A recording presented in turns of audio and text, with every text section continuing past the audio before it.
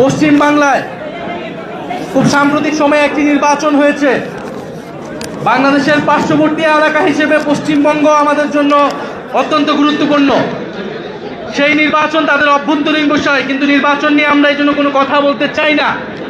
কিন্তু আমরা দেখেছি নির্বাচনের আগে কয়েক লাখ ভোটারের নাগরিকত্ব কেড়ে নেওয়া হয়েছে, তাদেরকে ভোটদান থেকে বিরত রাখা হয়েছিল। তাদের অধিকাংশ ছিল মুসলমান এবং মতুয়া সম্প্রদায়ের।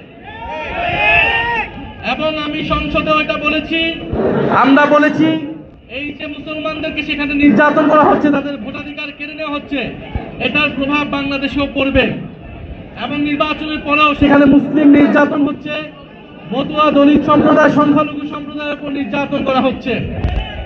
আমরা একটা কথা সুস্পষ্টভাবে বলতে চাই, আপনাদের উদ্দেশ্যে বলতে চাই, পশ্চিমবঙ্গের এই নির্বাচনের ফলাফলের পরে বাংলাদেশের দায়িত্ব অনেক বেড়ে গিয়েছে। আরে হ্যাঁ, আপনাকে বলছি নাহিদ ইসলাম, আপনাদের ওখানে যখন হিন্দুদের ওপর অত্যাচার হয় তখন কি আপনি চোখে ঠুলি পড়ে থাকেন? আর এখন এখানে উল্টোপাল্টা বলে অশান্তি ক্রিয়েট করবার চেষ্টা করবেন না ওয়েস্ট বেঙ্গলে। এটা কিন্তু কেউ মেনে নেবে না, আর আমরাও মেনে নেব না। এর উপযুক্ত ব্যবস্থা করব কিন্তু। তাই পশ্চিমবঙ্গের দিকে চোখটা দূরে সরিয়ে রাখুন, না হলে কিন্তু এই চোখ দুটোই গেলে দেবে আমাদের সরকার।